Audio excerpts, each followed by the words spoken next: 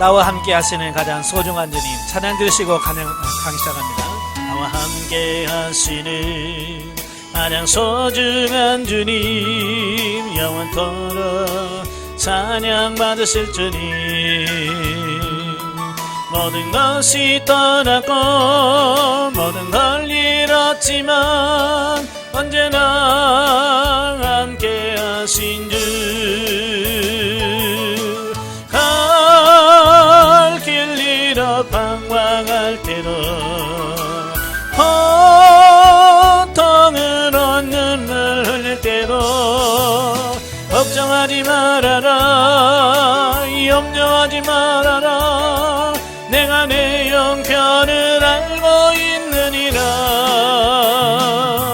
나밖에는 너를 위로할 자 없고 나밖에는 해결할 자 없나니 믿고 기도하라 믿고 행하여라 말씀하시는 소중한 주님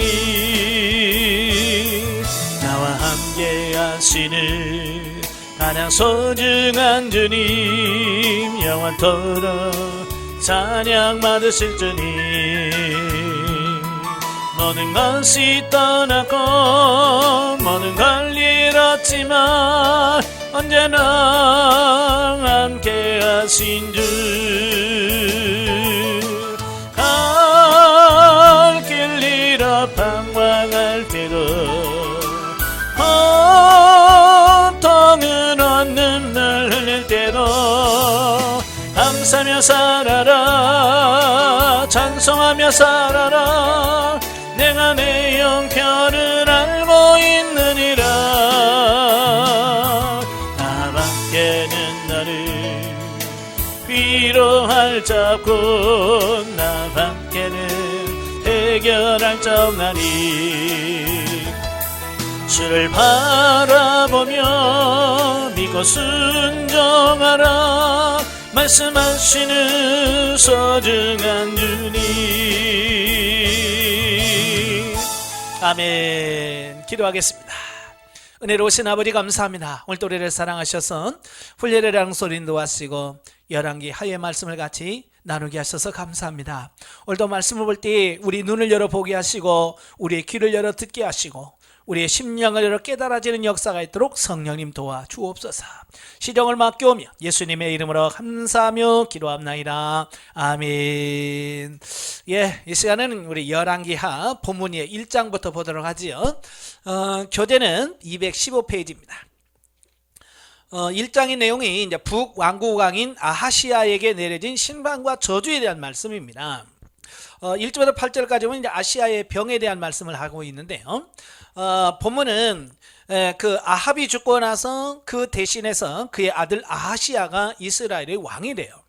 그래서 왕이 된 지 2년간 짧은 통치 기간을 벌이죠. 자, 그런데요, 2년이라는 시간은요 굉장히 성경에서 중요한 시간입니다.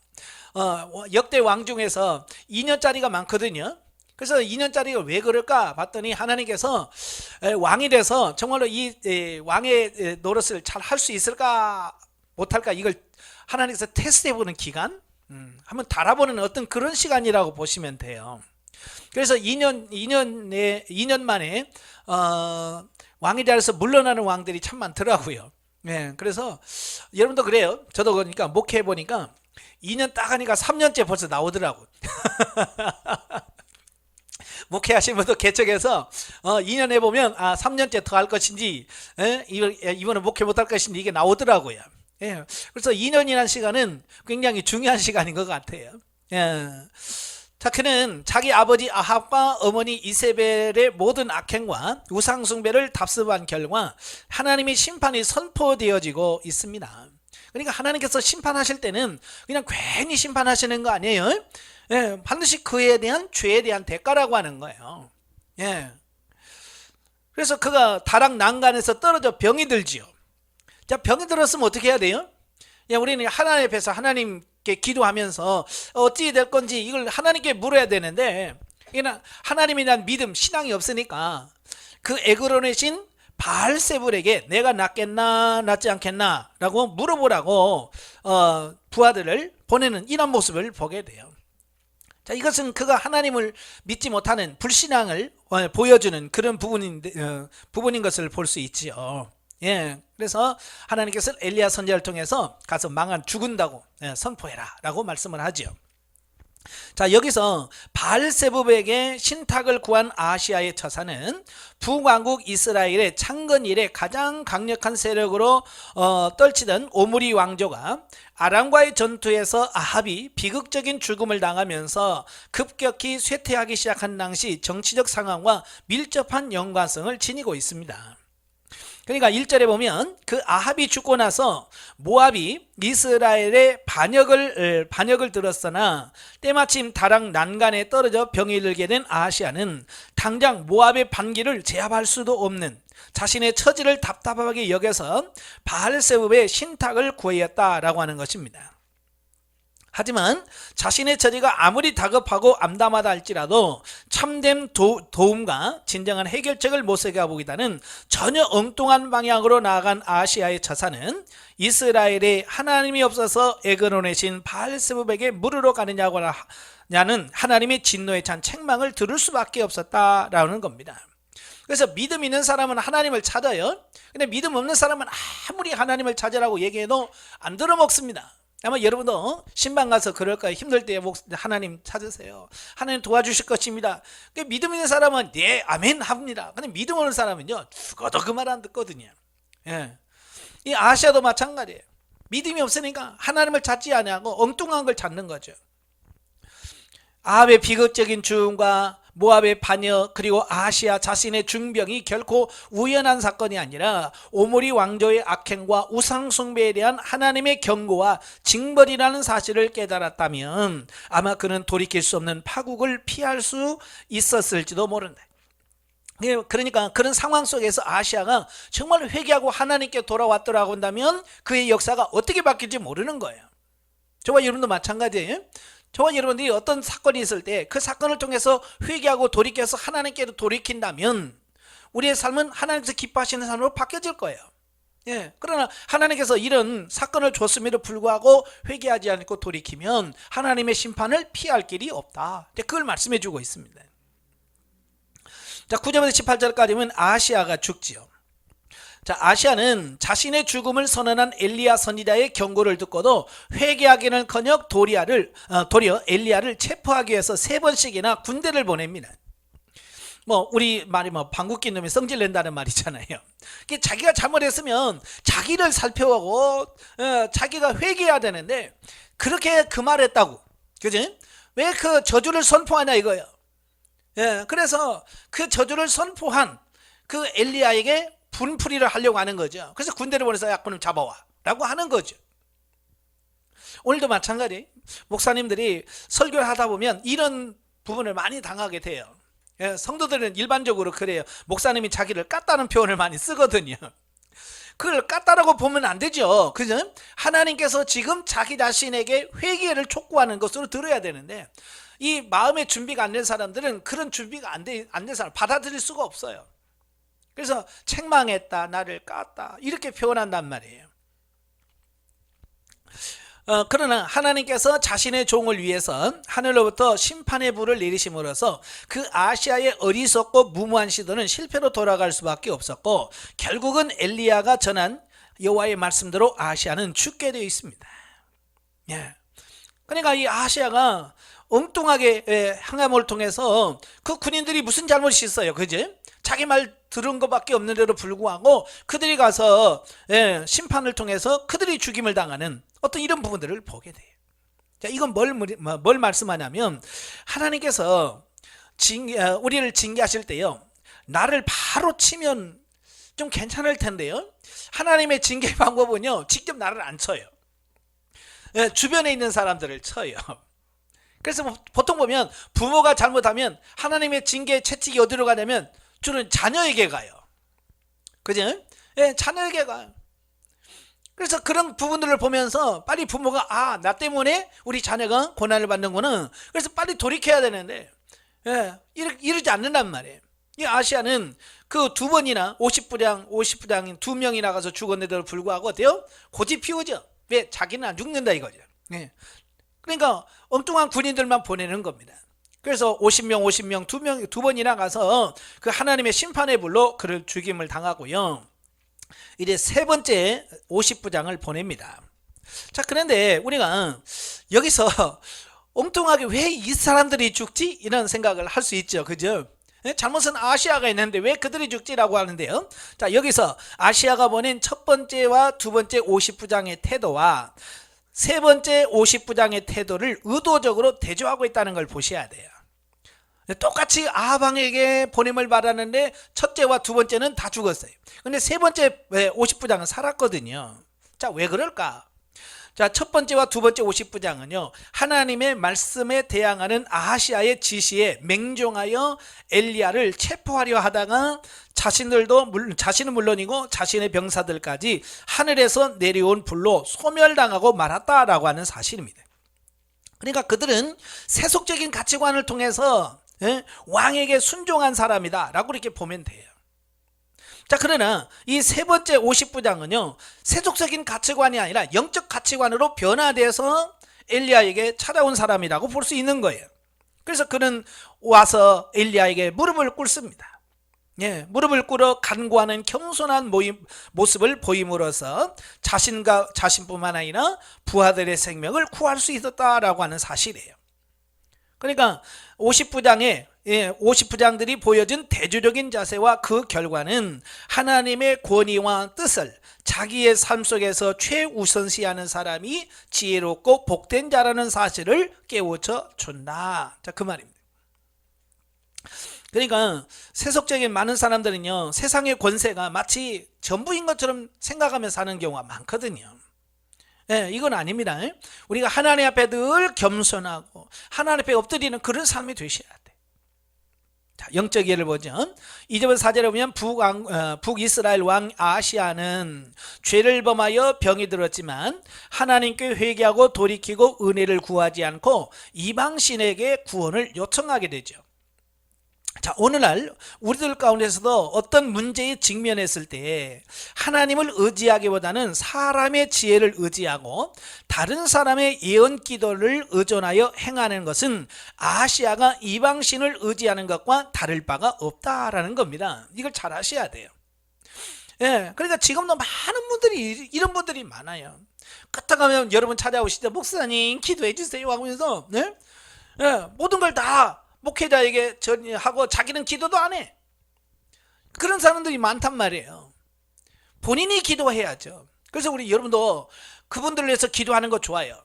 하나님 음성을 들어서 그들에게 전하는 거 중요합니다. 그러나요, 자칫 그렇게 하다 보면 결국은 뭐가 되냐면 내가 그의 하나님이 돼버리는 거예요. 그리고 그 사람은 누구 되냐? 하나님의 백성이 아니라 내 종 돼버리는 거예요. 우리 목회자들이 조심해야 될 게 그런 거예요. 성도들 양육하면서 내 종 만들면 안 돼. 예수님께서 제자들에게 뭐라고? 내 양을 먹이라, 내 양을 치라 그랬지, 네 양을 먹이라 그러지 않았어요. 그죠? 요한복음 21장 보면 베드로에게도 그러잖아요. 세 번씩이나 네가 나를 사랑하느냐라고 말하면서 내 양을 치라, 내 양을 먹이라 그랬어요. 우리가 치는 그 양들은요, 내 양이 아니에요. 하나님의 주님의 양이거든요. 그래서 주님의 음성을 듣도록 하고 주의 인도하심을 따라 가도록 해야 돼요. 근데 많은 목회자들, 여러분 빼고, 뭐라고 그래요? 내 말만 들어. 다른 사람 말도 듣지 말고 내가 시키는 대로만 해. 이런 사람들 많거든요. 이거 위험합니다. 자기 양 만들 때가 많아요. 자, 여기서 우리가 영적 분별력이 없어서 영적 지도를 받는 차원에서 영성 상담을 하는 것은 우리의 영혼에 유익이 되지만 하나님 앞에 시간과 마음을 들이는 인내를 귀찮아하고 습관적으로 다른 사람의 기도에 의존하는 것은 바른 태도가 아니다. 예, 맞아요. 우리가 열심히 막 하나님의 뜻을 알고 몸부림치는데 그래도 모를 때는, 깨달지 못했을 때는 조금씩 도와주는 것, 이건 정말 필요한 거예요. 그래서 하나님께서 목회자를 세우시고 영적 지도자를 세우는 이유가 그거예요. 근데 일반 성도들은요, 그렇게 안 하잖아요. 자기도 기도도 안 해요. 하나님께 물어보지도 않아요. 그래서 뭐라고 그래요? 저는 물어도 대답이 없거든요. 목사님이 기도해서 말씀해 주세요, 이런단 말이에요. 근데 그게 문제란 말이에요. 너무 그 사람을 의지하는 게 이게 문제란 말이에요. 그래서 좀 힘들고 더디더라도 자신이 직접 하나님께 기도하고 묻고 주님의 음성을 듣는 훈련을 하셔야만 그 사람이 사는 거예요. 그 사람의 영혼이 사는 거예요.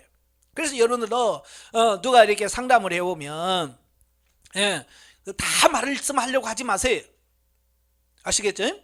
다 알려주려고 하지 마세요. 그 사람이 기도해야 될 필요성에서는 본인이 기도하세요. 본인이 기도하시고 본인이 하나님께 물어서 하나님의 음성을 듣고 하세요. 하다 안 되면 오세요. 이렇게 하셔야 돼요. 그래서 스스로가 주의 음성을 듣고 할 수 있도록 해 주셔야 돼요. 저도 가끔 보면 꼭 제가 뭐 점쟁이라 되는 것처럼 목사님 이거 어떻게 해요? 이거 어떻게 해요? 라고 묻는 분들이 참 많거든요. 제가 그러면 제가 그래요. 본인이 직접 하세요. 본인이 직접 기도하고 하시지 왜 나한테 물어요? 라고 제가 그래요. 어떤 분은 저보고 매정하다고 그럽니다. 매정할 때는 매정해야 돼요. 이거 아닌 건 아닌 거예요, 분명히. 본인이 그러다가 만약에 예를 들어서 그래서 내가 다 알아서 기도해주고 해서 한다고 칩시다. 내가 죽은 다음에 어떻게 할 거예요? 그렇잖아요. 여러분이 뭐 영원히 죽지 않고 그들을 잘 리드할 자신이 있어요? 없잖아요. 우리 뭐 연수가 70이요 80이래. 그러면 그 다음은 어떻게 할 거예요? 그 사람은 또 누군가를 또 찾아가겠죠. 그죠?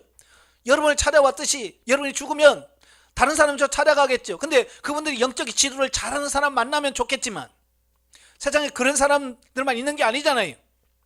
그런 사람 먹이 삼아서 그런 사람들 뭐 물질 이런 걸 다 뺏는 사람들 많아요.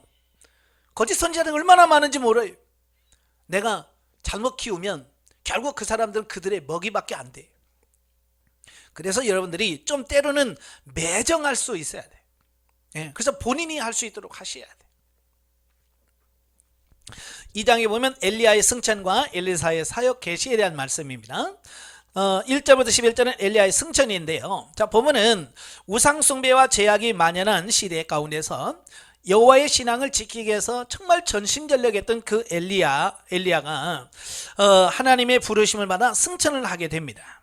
그리고 엘리사가 그의 후계자가 되어지는 부분인데요. 자, 자신의 생애의 마감할 순간이 가까웠다는 사실을 깨닫게 된 엘리야는 엘리사를 자신의 후계자로 부각시키고 있음을 보게 됩니다. 자, 여기서 깨닫는 게 뭐냐면 엘리야는 자기가 죽을 날이 다가왔다는 것을 영적 분별력으로 알게 되는 거죠. 그러니까 자기가 죽는 때를 안다는 것은 굉장히 중요한 부분이에요. 왜 사람들이 왜 그렇게 살아요? 죽을 줄 모르니까 그러는 거 아니에요. 그죠? 언제 죽을 줄 모르니까 죽을 똥 살 똥 모르고 막 그냥 하는 거 아니에요. 그래서 모세도 시편 90편에서 우리에게 지혜를 주셔서 내가 주님 앞에 갈 날이 언젠지를 깨닫게 해달라고 기도하잖아요. 그죠? 엘리야는 자기가 이제 하나님 앞에 갈 날을 깨달은 거예요. 그래서 마지막을 정리를 잘하는 이런 모습을 보게 돼요. 여러분 아직 뭐 갈 날이 언제인지는 모르겠습니다만은 누가 그럽디다. 뭐 오는 때는 순서 있어, 갈 때는 순서 없다고.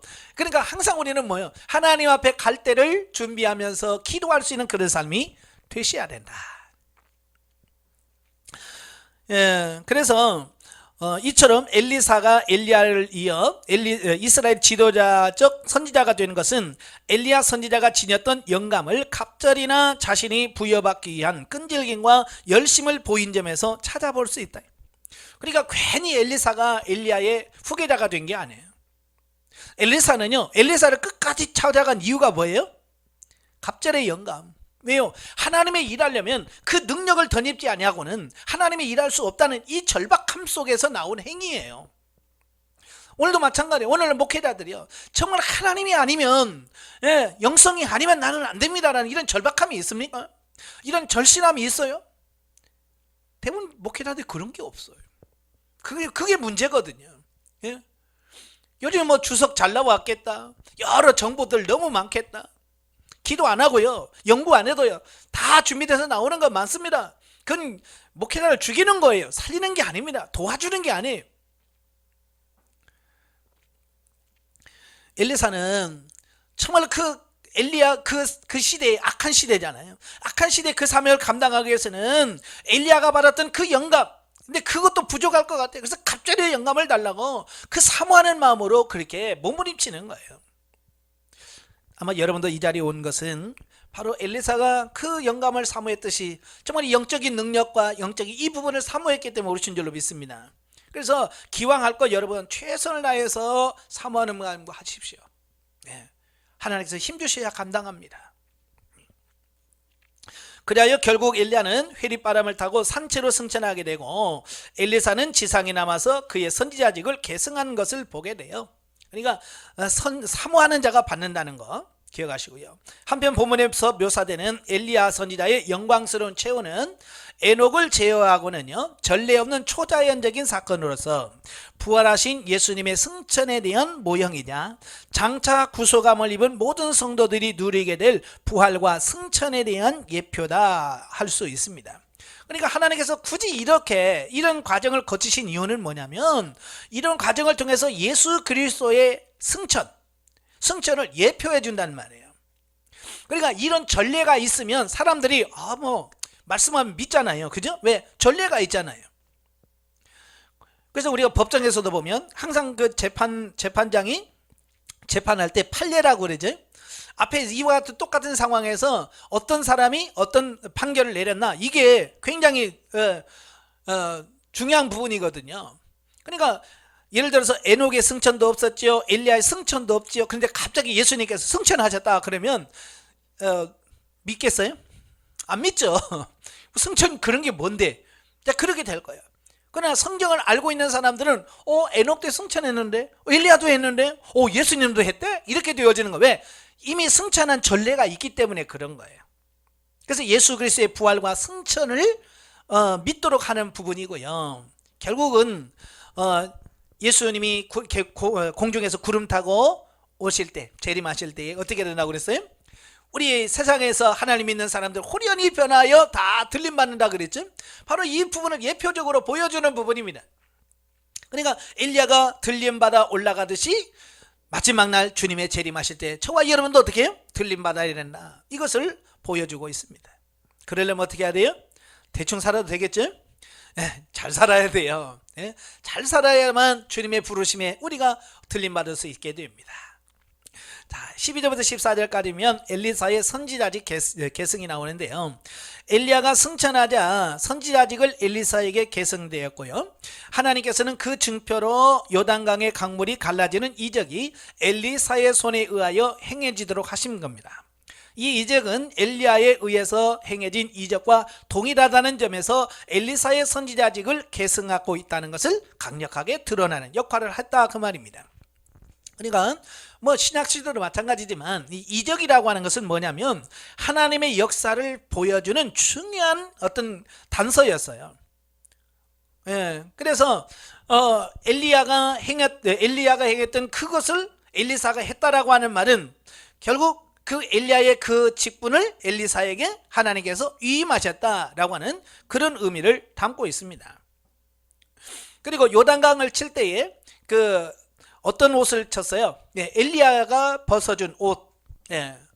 이 옷이라고 하는 것은 후계자에게 자신의 옷을 입혀주는 어떤 그런 전례가 있었다고 그래요.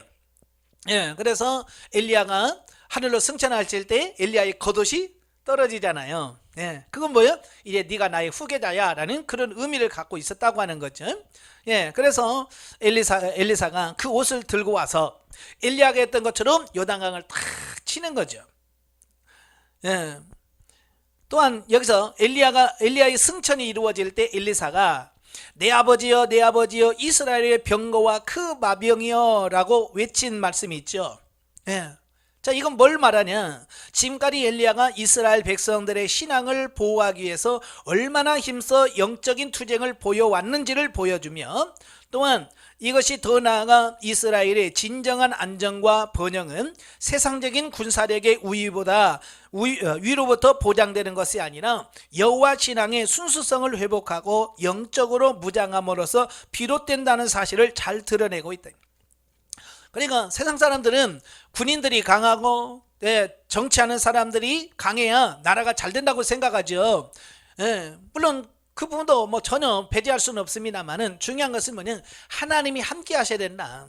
사실 이 여호와스 뭐 이런 시대는 이런 시대는 정말로 악해잖아요. 그럼에도 불구하고 하나님께서 그 이스라엘을 복줄 수 있는 이유는 뭐냐면 엘리야와 같은 정말 영적인 사람이 있었기 때문에 그들을 통해서 하나님이 역사하셨다는 사실이에요.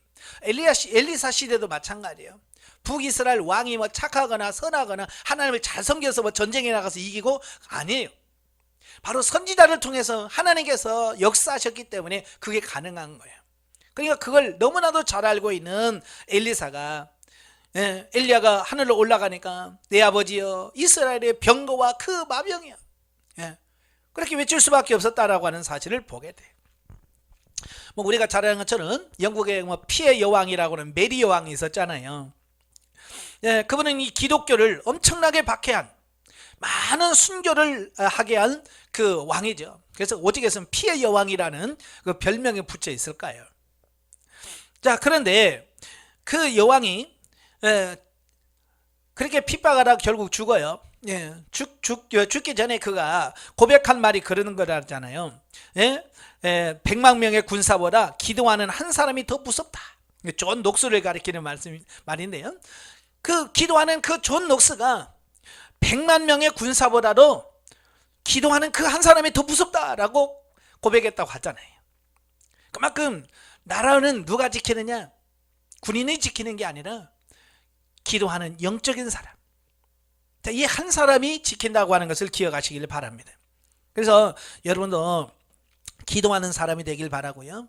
이런 엘리사나 존 녹스와 같은 그런 영적인 사람이 되길 바래요. 15절 18절까지 보면 선지생도들의 불신앙입니다. 엘리야의 영광스러운 승천 모습을 직접 목격했음에도 불구하고 선지생도들은 믿지 못하고 엘리야의 육체가 회리바람을 타고 공중으로 올라갔다 어느 순간에 아래로 떨어졌을 것으로 생각하여 엘리사의 만류에도 불구하고 50명의 수색대로 하여금 엘리야의 시신을 찾아오게 했으나 결국 수포로 돌아감으로써 엘리야의 영광스러운 승천이 다름 아닌 생도들에게조차 믿기지 않을 정도로 놀랍고 초자연적인 사건이었음을 보여준다 그랬습니다. 뭐 우리나라는 그렇게 이 토네이도라고 하는 이게 별로 그렇게 없어요. 근데 미국 같은 경우는 이런 사건들이 많이 일어나죠. 특별히 이제 회오리 바람이라고 하죠. 우리나라는 용오름이라고 그러죠. 막 이렇게 바람이 돌면서 모든 걸 끌어올리는 어떤 이제 그런 부분이거든요. 그러니까 아마 엘리사가 올라갔을 때 그런 모습으로 올라갔던 것 같아요. 그러니까 그 요단강 건너편에서 봤던 사람들이 뭐라고 생각했겠어요? 저게 어디까지 끌고 올라갔다가 어느 순간에 떨어질 거다라고 생각했을 것 같아요. 왜? 하나님에 대한 믿음과 신뢰가 없으니까. 그래서 엘리사가 말림에도 불구하고 어때요? 하나님이 어디다 시침 버렸는지 모르니까 그 찾아오게 해달라라고 이렇게 부탁을 하는 이런 모습을 보게 되죠. 그러니까 믿음이 없으면 똑같은 걸 보고도 이렇게 달라요. 여러분 성도들 보면 그렇잖아요. 믿음 있는 사람은요 다 믿어요. 근데 믿음 없는 사람은요 뭘 해도 안 믿어요. 똑같은 걸 보고도. 그래서 믿음 있는 사람이 돼야 돼. 19절부터 25절까지 보면 이제 선지자 사역을 시작한 엘리사인데요. 엘리사의 선지자 사역은 첫 번째는 여리고의 쓴물을 달게 고친 이적과 둘째, 엘리사 자신을 조롱하는 베델의 젊은 아이를 저주해서 앙콤들에게 죽임을 당하게 한 이적이 두 가지가 나옴으로써 그가 선지자 사역을 감당하고 있습니다. 자, 이 두 사역은요, 엘리사의 선지자 사역이 이스라엘 백성들에게 하나님의 말씀에 대한 순종으로 말미암는 축복과 불순종으로 말미암는 저주를 동시에 가져다 줄 것이라는 사실을 시사해 주고 있습니다. 그러니까 여리고의 쓴물, 여리고에 가보면 지금도 여리고에 가보면 그 엘리사가 고쳤다는 그 샘물이 지금도 흐르고 있어요. 바위 밑에서 신기하게 물이 막 솟아나요. 그래서 많이 흘러가는 것을 봤는데요. 근데 이 물이 못 먹는 물이 됐단 말이에요. 그러니까 그 물을 소금을 갖다 뿌리니까 어때요? 치유가 되어지. 하나님의 말씀에 순종하면 어때요? 그대로 되어지는 것을 비유하고, 또 앙콤의 저주는 뭐예요?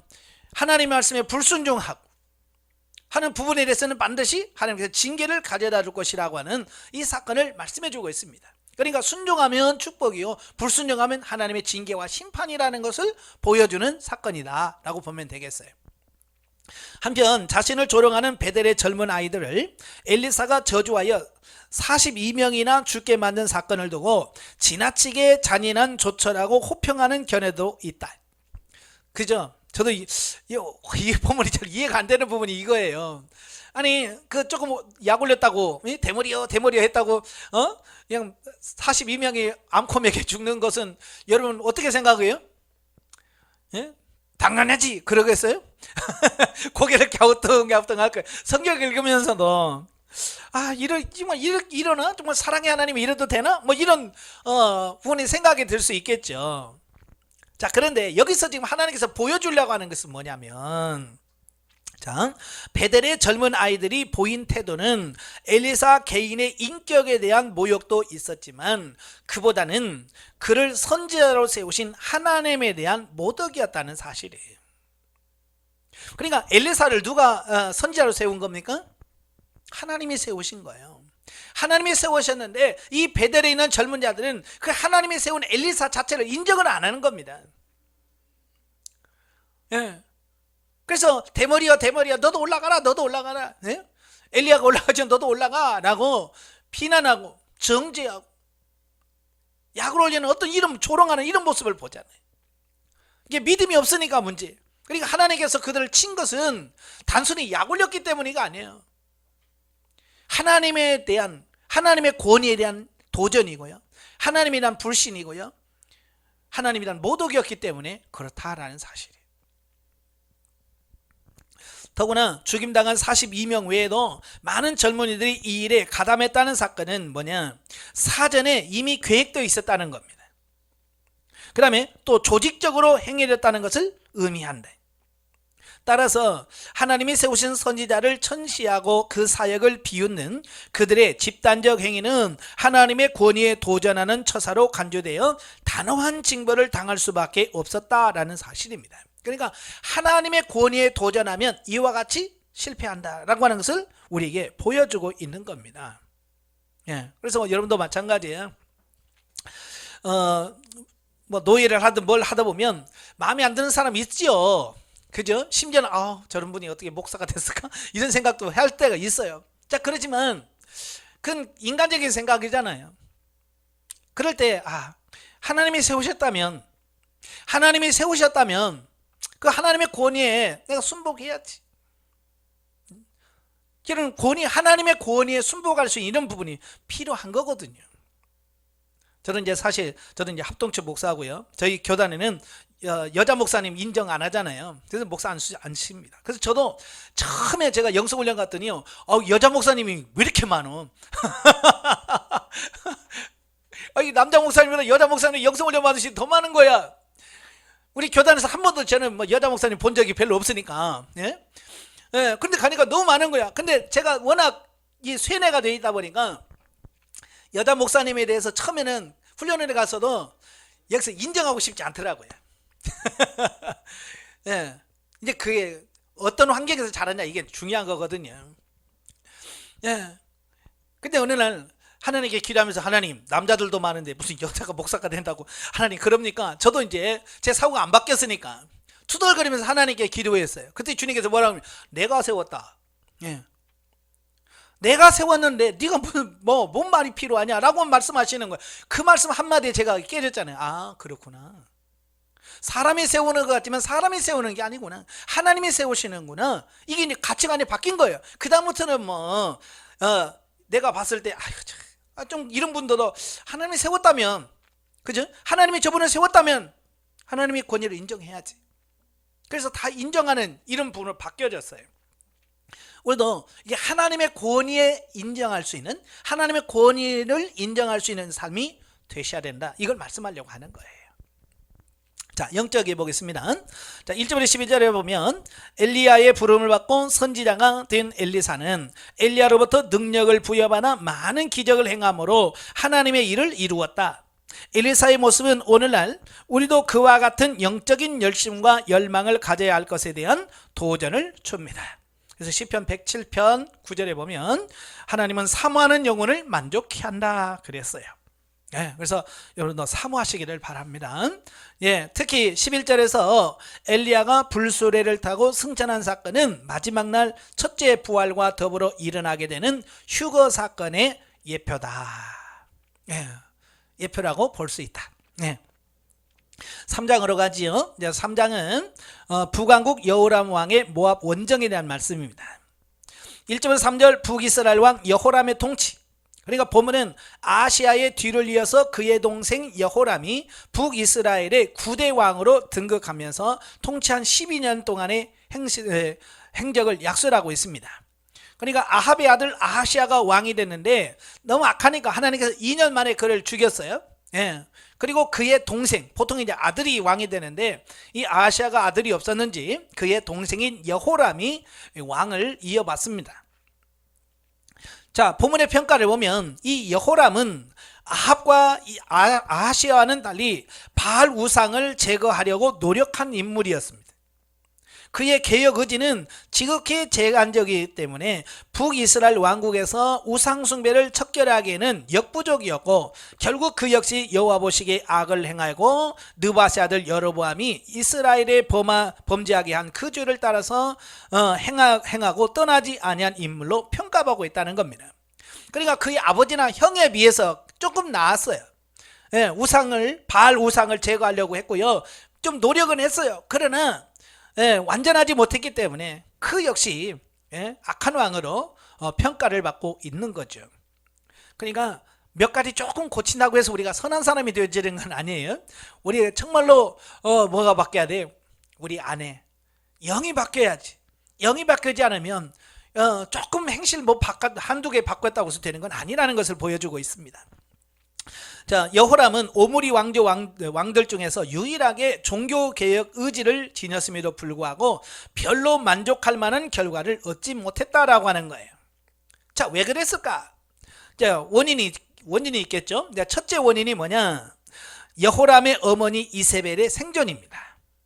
어쩌면 북이스라엘 그렇게 타락하게 만든 장본인이 누구냐면 아합의 부인이었던 이세벨이거든요. 그러니까 이세벨이 이때까지 살아있는 거예요. 그래서 계속해서 그의 아들이 왕이 됐음에도 불구하고 계속 그 영향력을 끼치게 되는, 자, 이런 부분들을 보게 되죠. 그러니까 이세벨이 살아있는 한은 어때요? 계속 그렇게 될 수밖에 없는 거죠. 우리도 마찬가지예요. 우리 안에 어떤 죄성이 있다면 그 죄성이 처리되기 전에는 어때요? 계속해서 그 죄성에서 흘러나오는 많은 이런 것들을 통해서 우리가 범죄하고 타락할 수밖에 없는 어떤 이런 부분들을 보여준다는 거예요. 아시겠죠? 그러니까 우리 안에 있는 죄성이 있다면 뿌리를 뽑아내버려야 돼요. 근데 우리는 뿌리를 뽑기보다는 뭐냐면 덮어놔. 그 덮어놓은 것은 어때요? 이건 처리가 된 게 아니잖아요.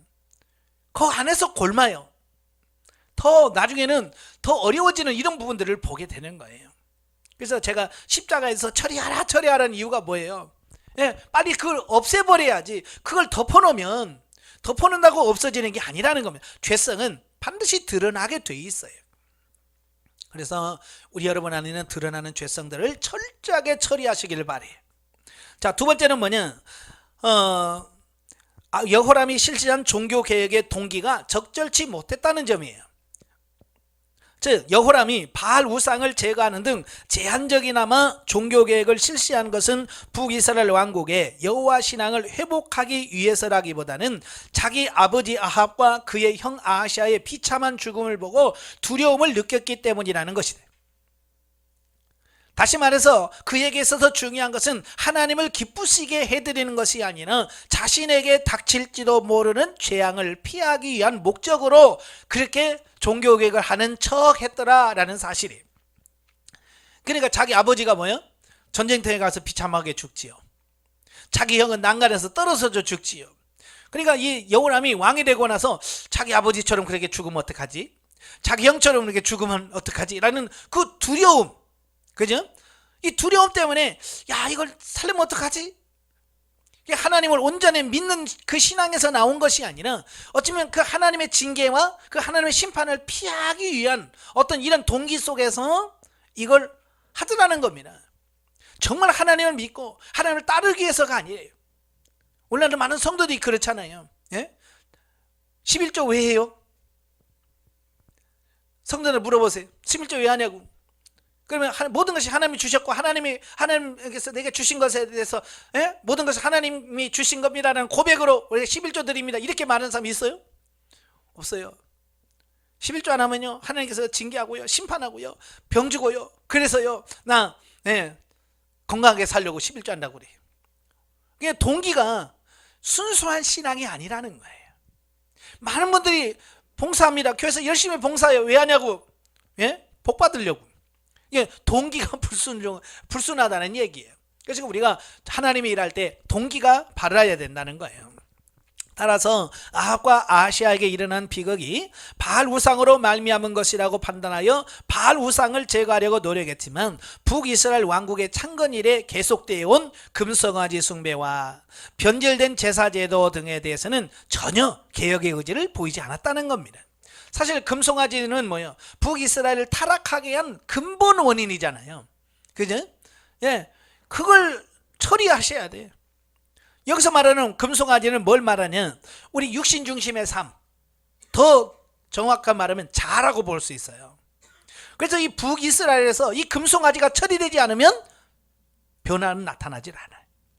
그래서 역대 왕족, 이스라엘 왕족에 보면 나름대로요 개혁한 왕도 있어요. 예후 왕 같은 것은 아합가를 진멸하고요 바알 우상들을 다 처리하고 바알 제사장들과 바알을 섬기는 사람 다 제거했어요.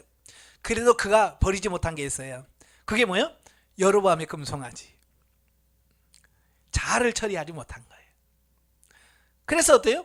그 나라가 오래가지 못하고 4대 만에 그 나라도 망하는 것을 보게 돼요. 그러니까 이 근본적인 자아, 이걸 처리하지 못하면 우리도 이렇게 망할 수밖에 없다는 것을 보여주는 겁니다. 두 번째 4절부터 12절까지 보면 모압 반역과 연합군의 출정이 나오는데요. 다윗 왕 이래로 이스라엘의 속국이었던 모압은 아합이 아람과 벌인 길르앗 라못 전투에서 전사하자 이스라엘의 반기를 바로 들고 일어납니다. 자, 그러나 열왕기하 1장 1절부터 4절에 보면 아합의 뒤를 이었던 아하시아는 병중에 있었기에 그 모압의 반역을 대처할 수 있는 이런 힘이 없었어요. 자기가 아프니까 할 수가 없었어요. 이어서 북이스라엘의 새로운 왕으로 등극한 그 여호람이 모압의 반역을 평정함으로써 요단강 동쪽에 대한 북이스라엘 왕국의 영향력을 회복하기 위해서 남유다 왕인 여호사밧과 더불어서 유다의 속국이었던 에돔 군대까지 동원하여 모압 정벌에 나서게 되는 이런 부분을 보게 됩니다. 하지만 곧바로 이스라엘과 유다와 에돔의 연합군은요 도중에 마실 물을 구하지 못하여 큰 곤경에 처하게 됩니다. 자, 이때 그 여호람은 바로 하나님을 원망하고 불평하 버립니다. 자, 그런데 여호사밧은 하나님의 도우심을 구하는 선지자를 지체 없이 찾게 되는 것을 보게 돼요. 이건 뭐냐? 똑같은 상황이라도 믿음 없는 사람은 불평하고 하나님을 원망합니다. 그죠? 그냥 믿음 있는 사람은 뭐요? 하나님을 찾는 거죠. 선지자를 찾는 겁니다. 바로 이게 믿음 있는 사람과 믿음 없는 사람의 차이라는 사실을 보게 돼요. 그래서 믿음 있는 사람과 없는 사람을 어떻게 구분하느냐? 이 고난 당하는 모습을 보면 믿음이 있구나 없구나 이걸 단번에 알 수 있다는 얘기예요. 그죠? 아마 여러분 성도들 보면 다 나올 거예요. 조금만 어려우면 하나님 그럴 수 있어요. 그런 사람 보면 이건 믿음 없는 거예요. 이건 평소에 믿음 있는 척에도 믿음 없는 겁니다. 그런데요 평소에 저 사람 정말 믿음이 있나 없나 할 정도였는데요 어려운 일에 딱 닥치면 그걸 정말 하나님 믿는 믿음으로 쫙 이겨나가는 사람들이 있거든요. 그러니까 겉으로만 봐서는 이렇게 판별할 수 없는데 이런 위기 상황을 닥치면 드러나더라. 13절 20절 보면 엘리사의 도움과 예언과 도움이 나오는데요. 보면은 이제 엘리사의 초기 사역에 대한 기록으로 모압 변방의 광야길에서 마실 물을 구하지 못해서 곤경에 빠진 여호람이 여호사밧과 에도망과 더불어서 자신을 방문하자 선지자 엘리사는 불신앙적인 여호람 때문이 아니라 신앙적인 여호사밧 때문에 그를 돕겠다라고 약속을 합니다. 그러니까 엘리사 입장에서는 그 불순종하고 타락한 그 여호람 때문에서는 이걸 구해주고 싶지 않더라는 거예요. 그러나 같이 있는 여호사밧 때문에 어때요? 돕는다라고 말합니다. 자, 여기서 여호람은 우리의 육신을 상징하고요, 여호사밧은 우리의 영을 상징합니다. 그러니까 이건 뭘 말하냐면 하나님께서 왜 육신에게 축복하느냐, 육신이 잘나고 똑똑해서가 아니에요. 그 안에 뭐가 있어요? 우리 안에 영이 있다란 말이에요. 아시겠죠? 우리 하나님은 우리 영을 위해서 육신에게 복을 부어주시는 겁니다. 이걸 아셔야 돼. 그러니까 우리가 육신이 잘 될 때, 아, 이건 영을 위해서 쓰라고 하나님께서 이런 거 주셨구나. 이 사고가 갖추면은 영으로 바꿔야 돼. 근데 믿음 없는 사람은 지가 잘나서 다 된 줄 알고요. 그러니까 하나님께서 복을 주시면 그거 가지고 뭐 어때요? 그냥 육신적인 걸로 쓰고 그걸 다 허비해 버리는 것을 보게 돼요. 여러분들 건강 주시는 것은 여러분 육신을 통해서 뭐 천수 살아라 그 말 주신 게 아니에요. 영을 위해서 살아라. 건강한 육신 가지고 영을 돕고 영의 일을 해라. 그래서 육신에 건강을 주는 겁니다. 물질을 주는 것도 마찬가지예요. 혼자 잘 먹고 잘 살려주는 게 아니에요. 그 물질을 통해서 내 영을 위하여 심으라. 바로 영의 사역을 위해서 물질을 주시고 건강을 주시고 다 주시는 겁니다. 이걸 우리가 잘 깨달으셔야 돼요. 그리하여 엘리사는 하나님의 신에 감동하여 이스라엘과 유다와 에돔 연합군이 충분히 마시고도 남을 만큼 넉넉한 물을 초자연적 방법으로 얻게 하실 수 있는 비결을 가르쳐 주시는 것은 물론이고, 그들이 모압을 성공적으로 징벌할 수 있을 거라는 승리의 예언까지도 해주는 부분을 보게 됩니다. 자, 21절부터 28절까지면 모압에 대한 연합군의 승리입니다. 자, 보면은 엘리사가 예언한 대로 이스라엘과 유다와 에돔 연합군이 모압을 성공적으로 정벌하고 승리를 거두는 내용이 나옵니다. 자, 이스라엘 연합군이 공격해 온다는 소식을 들은 모압 군대는요, 전투태세를 갖추고 기다리던 중에 골짜기의 물에 아침 해가 비추어 붉게 물든 것을 본 그들은 이스라엘 연합군 사이에 내분이 생겨서 서로 살육하고 피가 홍수처럼 흐르고 있는 것으로 착각해서 방어 태세를 풀고 성급하게 앞으로 나왔기 때문에 엄청난 패배를 자초하고 말았다. 엘리사가 뭐라고 그래? 너희는 피 한 방울 보지 않고 물을 하나님께서 주시겠다라는 약속을 하잖아요. 이게 무슨 말이냐면요, 이 광야라든지 이런 데를 보면 그 자리는 비가 안 와도 저 위에 지방에서 비가 오면 그 물이 흘러서 밑에까지 쭉 이어져 가는 이런 모습을 보게 돼요. 자, 우리나라는 이제 대표적인 강이 저 한탄강 있잖아요. 저 경기도 북쪽에 있는 한탄강이 가끔 사고가 납니다. 그러니까 이남 지역에, 휴전선 이남 지역에는 비가 안 오는데요, 저 북한 지역에 비가 많이 오면 그 지역엔 비가 안 와도 그 위에서 순식간에 막 물이 막 쏟아져 내려옵니다.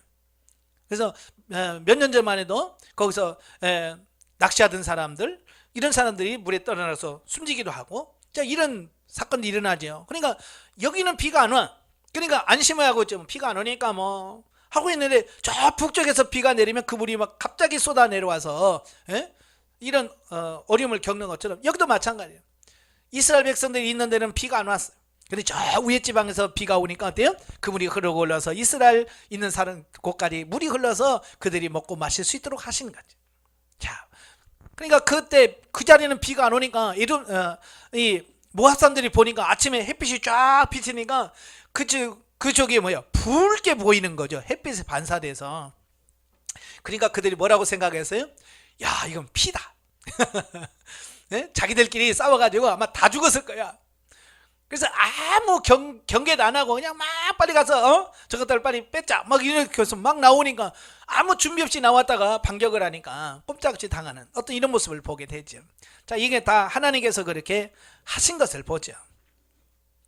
결국 전세가 기운 것을 깨달은 모압 왕은 이스라엘 연합군의 면전에서 자기 맏아들을 그모스의 신에게 희생제물로 바치게 되는데요.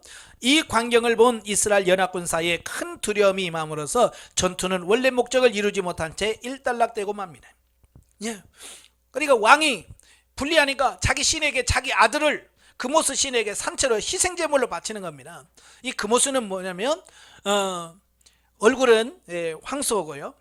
그 몸은 구리로 만든 사람 형상인데, 이 그모스 신의 특징이 뭐냐면 살아있는 아이, 살아있는 아이를 제물로 바친다는 거예요.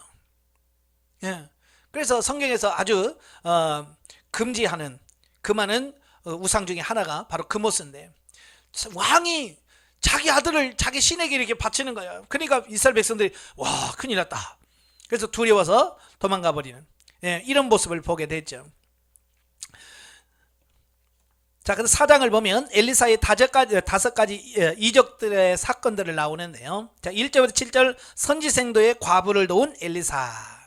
자, 본장에는 엘리사가 백성을 위해서 행한 5가지 기적이 나옵니다. 그 중에 첫 번째가 선지생도의 과부를 돕기 위해서 엘리사가 행한 첫 번째 이적입니다. 즉 채무를 변제하지 못하여 꼼짝없이 두 아들을 노예로 내어줄 수밖에 없는 처지에 놓인 선지생도의 과부로부터 딱한 사정을 들은 엘리사는 그녀로 하여금 이웃의 빈 그릇을 댈 수 있는 대로 많이 빌려오도록 지시를 합니다.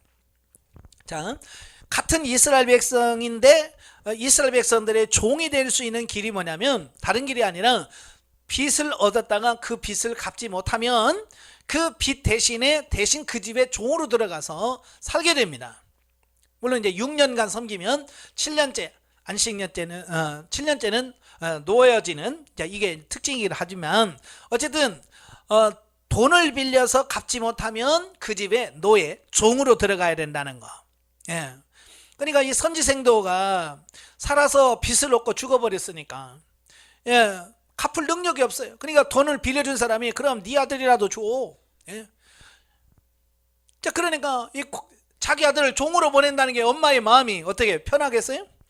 안 편하죠. 그래서 엘리사에 찾아와서 사정 얘기를 하는 겁니다. 그러니까 딱한 사정을 들고 나서 그러냐, 너희 집에 있는 게 뭐냐, 그냥 기름 한 병밖에 없습니다. 그래, 그러면 동네 가서 기름 빈 그릇을 많이 빌려라. 그리고 방 안에서 그것을 부어라. 자, 그렇게 명령을 하죠. 자, 그리고 그녀의 집에 남은 마지막 한 병의 기름을 그 모든 그릇에 붓도록 했는데 빌려온 그릇마다 기름을 가득 채울 때까지 병 속의 기름이 결코 바닥나지 않는 기적이 일어났다라는 겁니다. 자, 여기서 이제 2가지가 중요한 거예요. 하나는 뭐냐, 믿음으로 순종하는 것이 중요하다. 여러분, 기름병에 이렇게 빈 그릇을 빌려다가 부어라. 이때 믿어집니까? 안 믿어집니까? 만약에 여러분에게 이런 명령을 하면 여러분 들을 것 같아요? 안 들을 것 같아요? 예? 솔직하게 할 것 같아요? 안 할 것 같아요? 이게 참 애매한 거거든요. 예. 성경이니까 그랬나 보다. 그렇지만 실제로 여러분에게 이렇게 한다면 아마 순종 안 할 것 같아, 내가 봐도. 쉬운 문제는 아니에요. 그래서 왜 하나님께서는 순종하는 자에게 복을 주냐면 순종이 쉽지 않거든요. 그죠? 순종하는 게 쉽지 않아.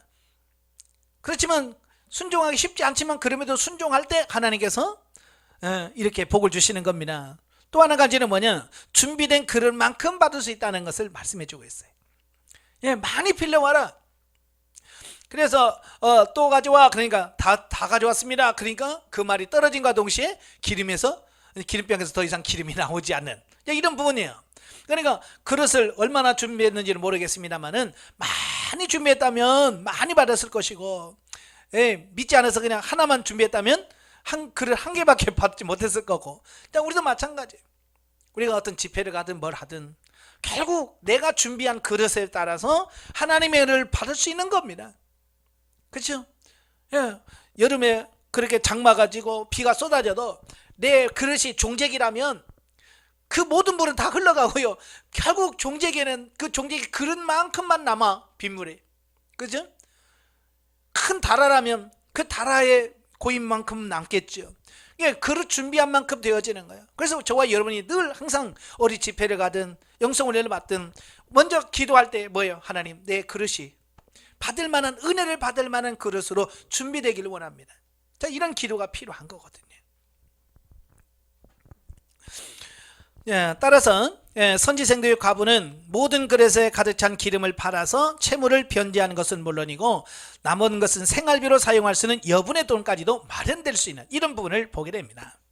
자, 한편 본문에 나타난 엘리야서의 이적은 그 엘리야가 과거 사르밧 과부의 집에서 행한 이적과 유사한데, 이러한 이적은 엘리사가 엘리야를 계승한 선지자라는 사실을 이스라엘 백성 사이에 다시 한번 확인시키는 징조가 되었다. 그래서 엘리야는 3년 동안 가루통에 가루가 떨어지지 않냐고 기름병에 기름이 떨어지지 않는 축복을 받아서 그 3년의 가뭄을 견뎌냈잖아요. 여기도 마찬가지, 동일한 비슷한 기적이 일어나요. 이걸 보면서 엘리사가 엘리야를 계승한 선지자구나, 맞구나, 이걸 알 수 있는 거죠. 8절부터 16절까지 가면 하나님의 선지자를 대접한 수넴 여인이 나와요. 자, 본문은 엘리사를 극진히 대접한 수넴 여인이 받은 복을 소개하고 있습니다.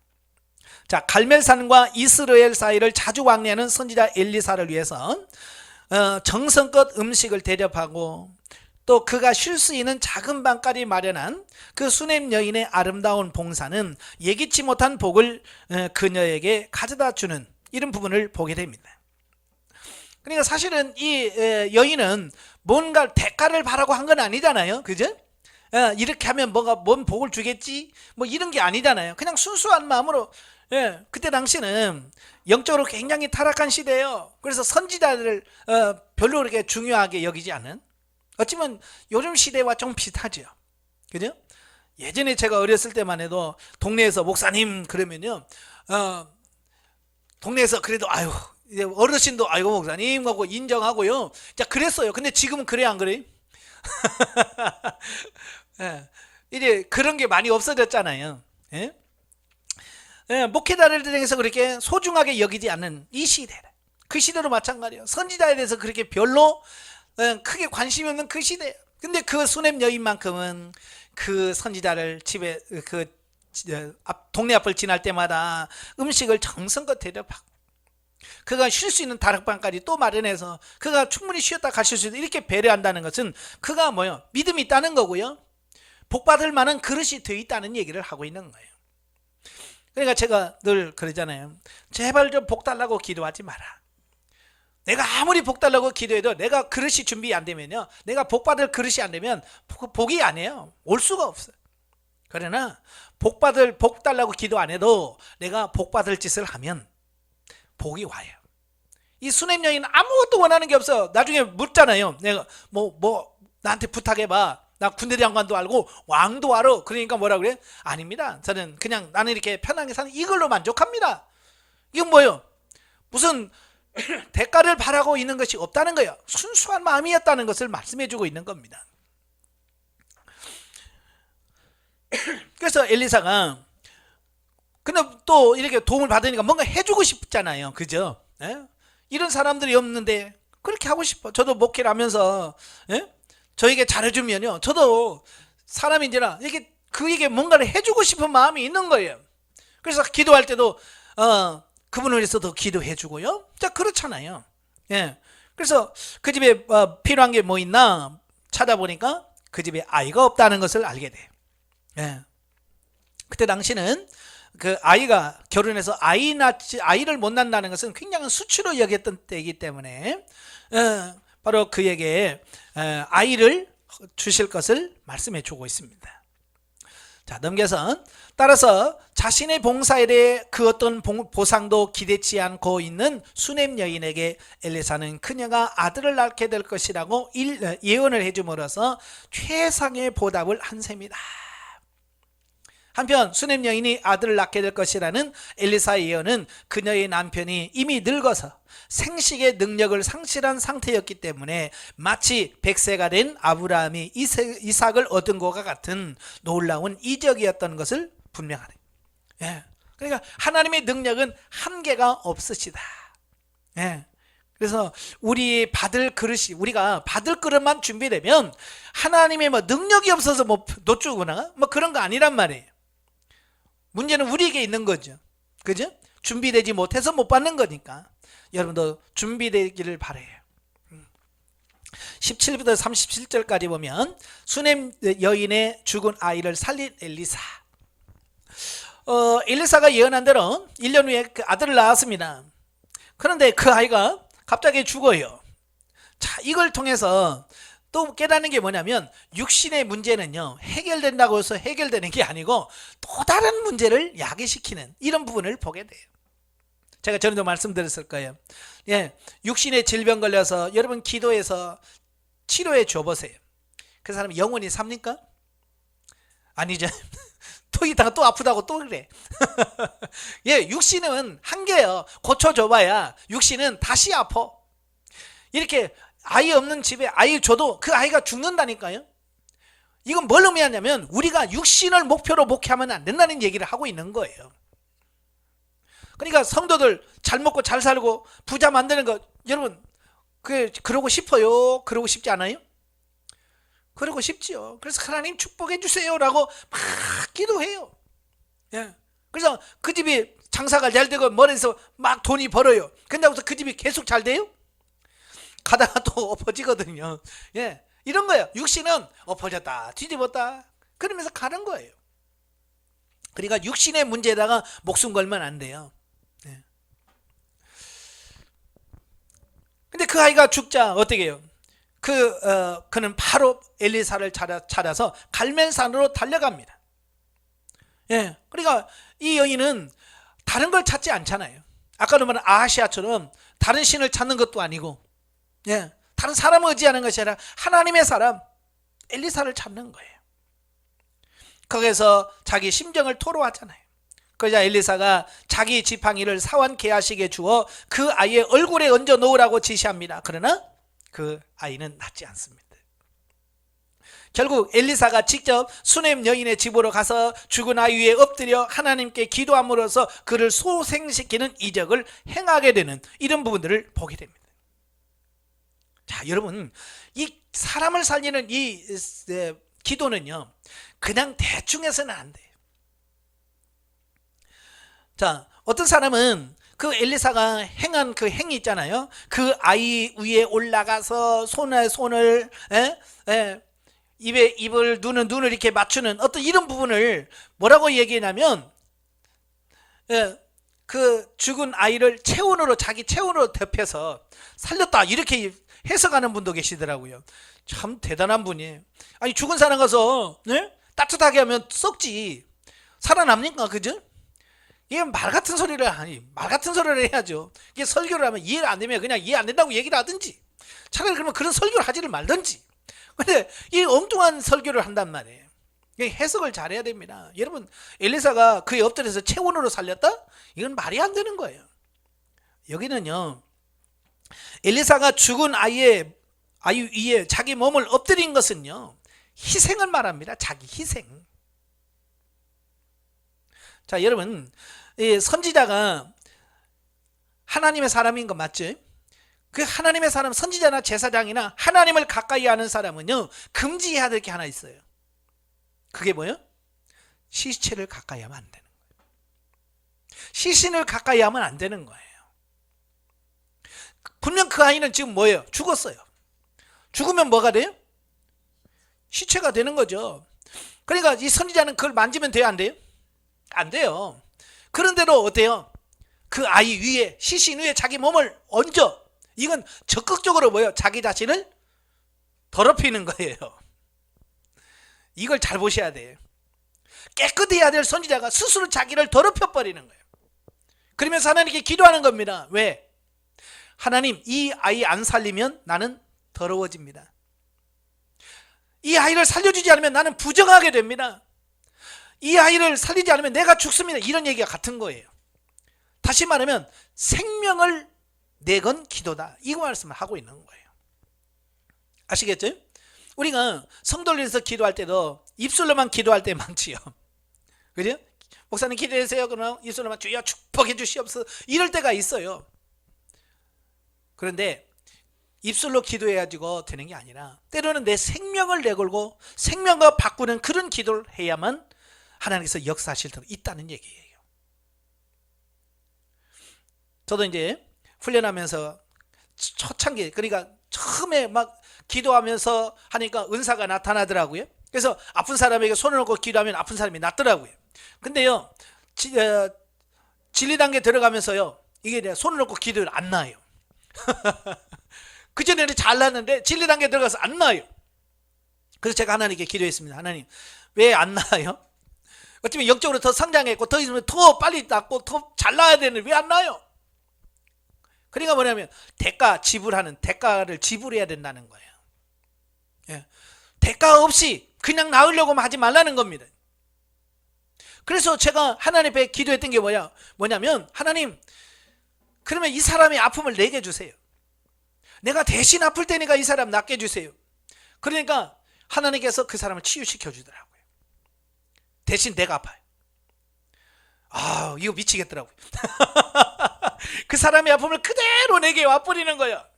예. 그 사람이 머리가 아프고요, 배가 어떻게 아프고 했던 게 그대로 나한테 와. 그래서 며칠간 내가 고생을 해야 돼.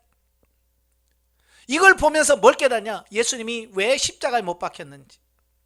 그죠? 예수님께서 십자가 가지고 야, 너 구원받아, 그게 아니잖아요. 자기 생명을 내걸었잖아요. 목숨을 십자가에서 자기 생명을 내놨잖아요. 그리고 우리를 살렸잖아요. 오늘 여러분도 마찬가지예요. 누구를 위해서 기도하고 중보 기도할 때 자기 생명을 거는 기도가 이런 능력이 나타나는 것을 보게 돼요. 그래서 제가 중보 기도 설교할 때 항상 이 부분을 해요. 엘리사가 생명 걸고 기도한 거다.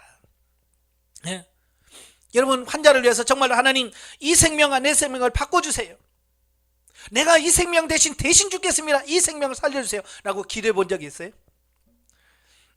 그런 기도 해본 적 있어요, 없어요? 예, 우리 목회자 여러분, 그 정도는 해야 돼요. 주님, 내 생명을 거둬 가시고요, 대신 이 생명을 살려주세요 라고 기도할 수 있는 수준이 돼야 돼요. 그게 엘리사의 기도다, 그 말이에요.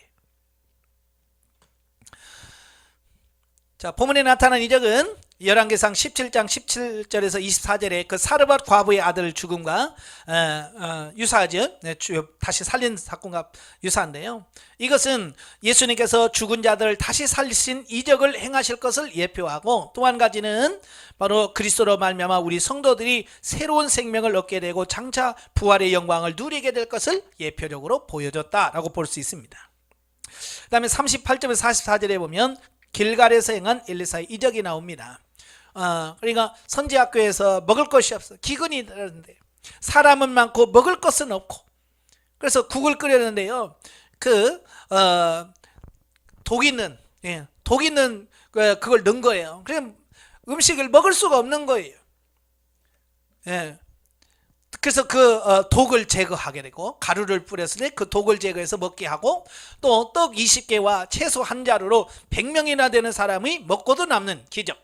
이건 예수님의 오병이의 기적과 많이 유사한 모습을 보게 되죠. 자, 이런 것을 통해서 뭘 보여주냐면, 하나님께서는 하나님의 택한 백성들이 위기 상황, 어려운 상황에서 하나님이 건져주신다, 이걸 우리에게 보여주고 있습니다.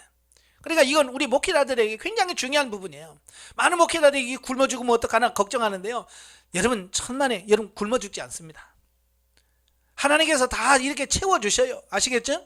이런 믿음, 하나님께서 나를 채워주실 거라는 이런 믿음이 있어야 우리가 목회할 수 있다. 자, 영적에 봅니다. 6절 17절은 수넴 여인이 엘리사의 말에 순종하여 그를 대접하고 아들을 얻는 축복을 받은 내용과 5장 16절에서 나아만 장군이 이방인이지만 하나님의 능력을 믿음으로 문둥병에서 깨끗이 치유받는 내용이 나온다. 지금도 하나님께서는 자녀 없는 자를 잉태케 하시며 불치의 병에서 극적으로 치유받는 기적이 일어나기도 합니다. 예.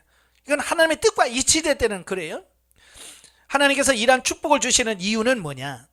사랑하는 백성을 택하시고 함께 하신다는 믿음을 주기 위한 것이며, 궁극적으로는 영적으로 성숙한 사람으로 세워가시는 과정에서 주시는 은혜라. 단순히 육신적으로 잘 되라, 그게 아니라 우리 영혼을 살리기 위해서, 영을 세우는 과정에서 이런 과정이 필요한 거예요. 그러니까 그것이 목적이 되면 안 돼. 그러니까 병 고치는 은사가 있는 분들은요, 그냥 육신의 질병 고치는 데만 목적을 두고 해요. 아니에요. 영혼을 살리는 게 목적이 돼야 돼요. 영혼을 살리기 위해서 육을 살리는 거예요. 아시겠죠? 이게 중요한 겁니다. 그래서 구약의 축복은 찰나적인 개념이지만 신약의 기적은 반드시 영적인 의미가 부여됩니다. 따라서 신약시대에 사는 오늘날 우리는 예수 그리스도의 보혈의 공로로 인하여 장차 주님과 함께 영원히 살게 되는 놀라운 축복을 허락하신다. 그러니까 구약에서는요, 다시 죽을 육체를 살려요. 근데 신약은 뭐예요? 영혼을 구원하면 그 영혼은 영원히 죽지 않는 사람을 살린단 말이에요. 여러분, 죽을 육체를 다시 살리는 게 능력이 있어요. 예? 영원히 죽을 영혼을 구원해서 영원히 죽지 않게 하는 게 이게 더 큰 기적입니까? 예.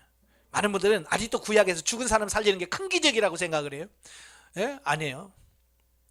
죽을 영혼을 살려서 영원히 살게 하는 이 기적이 진짜 구약의 기적보다도 비교할 수 없을 만큼 값지다는 걸 꼭 기억하시기를 바랍니다. 예. 5장은 이제 나아만 치유와 게하시의 나병 발병 사건이 나옵니다. 1절부터 19절 나아만의 나병을 고친 엘리사의 이적이 나오는데요. 자, 보면은 이방인을 위하여 행해지는 이적, 즉 아람 왕궁의 군대 장관이었던 나아만이 나병을 고치기 위해서 이스라엘을 찾아오게 되는 경위가 나옵니다. 그때 엘리사에 의하여 이적적인 방법으로 나병에서 고침을 받는 과정이 나옵니다. 자, 여기서 주는 교훈이 뭘까? 첫째, 하나님께서는 이스라엘 민족뿐만 아니라 이방 모든 민족의 역사까지도 주관하신 분이라는 것을 여기서 말씀해 주고 있는 거예요. 자, 이 나만 사람은 누구예요? 이스라엘 사람이 아니에요. 혈통적으로 이스라엘 사람이 아니라요, 이방 사람이란 말이에요. 아람 사람. 그것도 이스라엘을 괴롭히는 사람. 그지? 그럼에도 불구하고 하나님은 그를 치유하신단 말이에요. 이거 뭐요? 국적을 초월하시는 하나님의 능력을 보여주는 겁니다. 그러니까 우리가 이 머리의 한계 속에서 어디까지만 하는 이런 것을 우리가 벗어나야 돼요. 특별히 우리 목회자분들은요, 내 교회 중요하죠. 그죠? 내 교인 중요합니다. 그런데 목회자라면 이걸 넘어가야 돼요. 내 교인이 아니라도, 우리 교회 등록 교인이 아니라도 어때요? 하나님의 백성으로 인식하고 그들을 키워가며 성장시켜가는 이런 부분이 필요한 거예요. 예. 이 앞에 이 가게 하시는 사장님이 그래요. 예. 저한테 그래요. 뭐 여기 교회 사람이 들락날락 하는데 성도는 몇 명이에요? 그래서 제가 아니 없어요. 그랬더니 근데 왜요? 그래서 제가 아니 딱 우리 하나님 섬기는 사람이고 하나님 믿는 사람이고 서로 돕고 이렇게 세워가고 이게 하는 거예요. 그 도움도 안 되는 걸 왜 해요?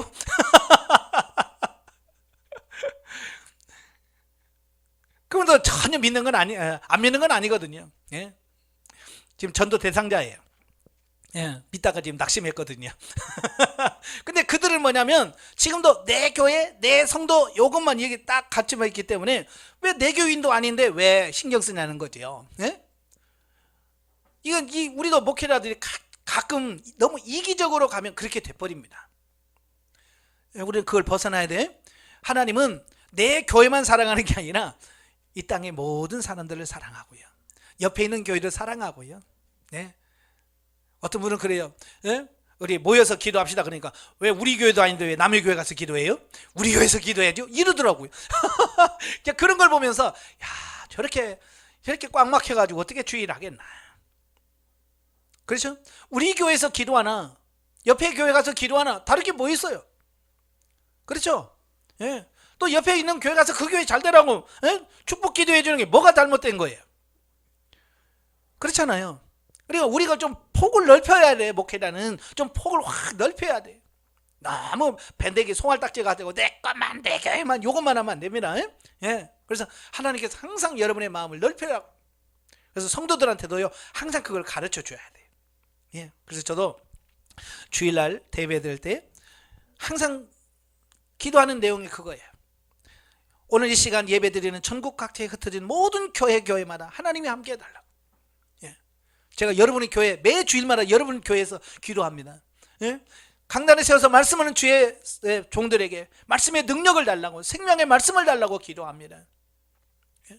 또 선교사님을 위해서 기도합니다. 예. 왜 의도적으로 하는 거야? 왜? 그 성도들을 통해서 우리 교회만 교회가 아니고 옆에 있는 이 땅에 있는 모든 교회가 하나님의 교회구나.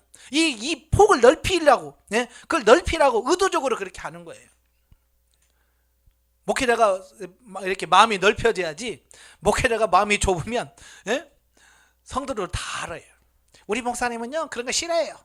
그래요. 다 알아. 그러니까 목사님이 좀 폭이 좀 확 넓혀져야 돼. 그 다음에 두 번째는, 하나님은 세상적으로 아주 미천한 자들을 통해서 오히려 복음이 훨씬 더 널리 증거된다는 겁니다.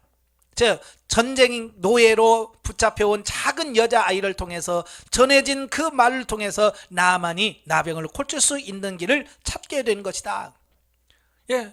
포로로 끌려온 여자아이, 지금 나만은 군대 장관이에요. 군대 장관이 그 포로를 잡은 그 조그마한 여자 말 듣는다 자존심 상할 수도 있잖아요. 그죠? 그런데 그 작은 아이의 입을 통해서 증거되는 말씀, 우리나라에 가면 선지자가 있고 선지자를 만나면 이 병을 고칠 수 있는데 그 짧은 한마디가 그 영혼을 살리는 겁니다. 전도라고 하는 것은 뭐 거창한 말을 해서 되는 게 아니잖아요. 그죠? 거창하지 않아도, 그죠? 예수 믿으세요 한마디만 해도 믿을 수 있잖아요. 그러니까 너무 거창한 것만 생각하지 말라는 거고요. 세 번째, 하나님의 은혜와 축복은 하나님의 말씀에 철저히 순종하는 자에게 베풀어진다. 엘리사는 나만으로 하여금 요단강에서 몸을 7번 씻도록 지시한 것은 하나님의 말씀에 대한 온전한 순종과 실천을 요구하기 위함이었고, 나만이 순종할 때 나병에서 고침을 받았다. 여러분, 나만이 치료가 된 건요 요단강 물이 좋아서 그런 게 아니에요. 제가 가본 요단강은요 흙탕물이더라고. 누런 머리. 그러니까 나만이 7번 씻으라 그러니까 뭐라고 그래? 야, 이 더러운 물에서 어떻게 씻어? 우리나라 이보다 더 깨끗한 물이 있는데. 자, 그런단 말이에요. 여러분, 물이 깨끗하거나 물이 물 속에 능력이 있어서가 아니라 하나님이 보시려고 했던 건 뭐예요? 순종. 내 말에 순종 안 해. 이걸 보려고 했던 거거든요. 그래서 나만이 그 말에 순종해서 7번 씻으니까 어때요? 치유가 되는 거예요. 순종할 때 역사가 나타난다는 것을 보여주고 있는 거예요. 네 번째로,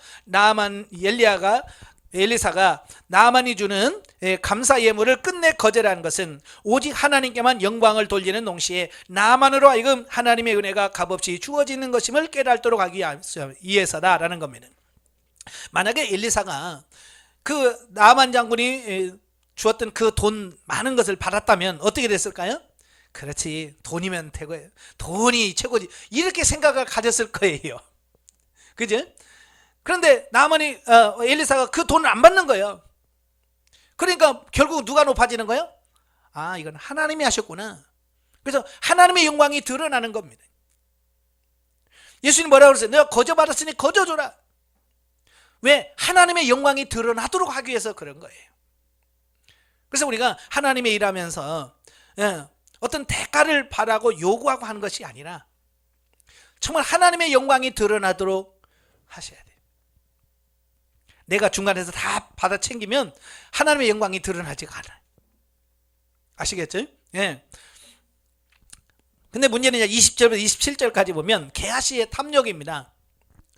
예. 본문에 나만이 가져온 엄청난 양의 예물은 엘리사가 끝내 거절하는 것을 본 게하시는 그 태도를 도무지 이해할 수가 없었습니다.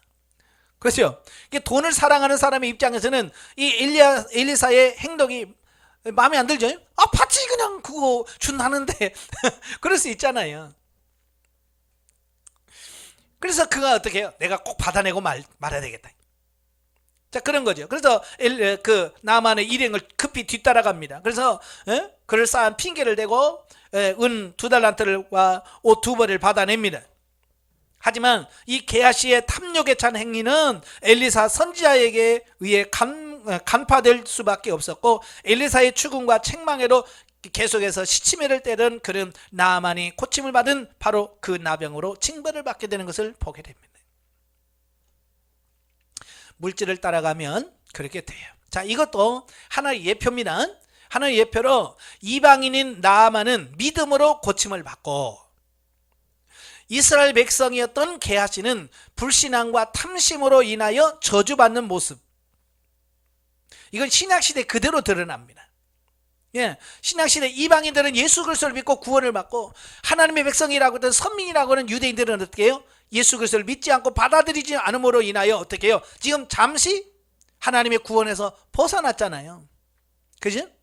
그래서 유대인들보다 지금 세상 그 이방 세계에서 구원을 받아서 하나님의 나라가 확장되고 있는 모습을 그대로 구약에서도 예표적으로 보여주고 있는 이 부분을 보게 됩니다. 한편 본문에서 우리는 물질에 대한 게하시의 탐심이 다른 사람을 속이는 거짓말과 남의 것을 부당하게 취하는 도둑질로 발전된 후에 하나님의 선지자마저 기만하려 드는 죄악으로 변함으로써 게하시 자신은 물론이고 그의 자손들까지 영영토록 나병의 저주 아래 놓이게 되는 결과를 자초하는 과정을 보면서 욕심이 잉태한즉 죄를 낳고 죄가 장성한즉 사망을 낳느니라 라고 하는 영적 진리를 다시 한번 일깨워 준다. 그래서 저와 여러분들이 목회하면서 항상 우리가 탐심을 물리칠 수 있는 이런 부분이 되셔야 돼요. 돈 싫어하는 사람 누가 있겠어요? 그죠? 저도 돈 좋아합니다. 그래서 늘 하나님께 기도하는 게 뭐냐면, 하나님, 이 탐심을 제하여 주세요. 혹시 제가 물질을 탐하는 마음 때문에 하나님의 영광을 가릴까 두렵습니다. 내 안에 탐심을 제거해 주세요 라고 기도합니다. 왜? 세상에서 이 물질력에 이걸 이길 장사 없거든요. 그래서 하나님 앞에 늘 기도하면서 하나님의 도우심을 간구하고 하나님의 도우심을 기도하는 겁니다. 여러분도 늘 기도하시면 승리하시기를 바랍니다. 네, 기도하겠습니다. 은혜로우신 아버지, 오늘 열왕기하 말씀을 통해서 참 많은 것을 우리에게 교훈해 줍니다. 이 교훈들이 단순한 이론으로 머리에 남아있는 것이 아니라 우리의 삶 속에서 사라져지고 움직여짐으로 실제가 되어지는 은혜가 있도록 주님 도와 주시옵소서. 예수님의 이름으로 감사하며 기도합나이다. 아멘. 하나님께 드립니다.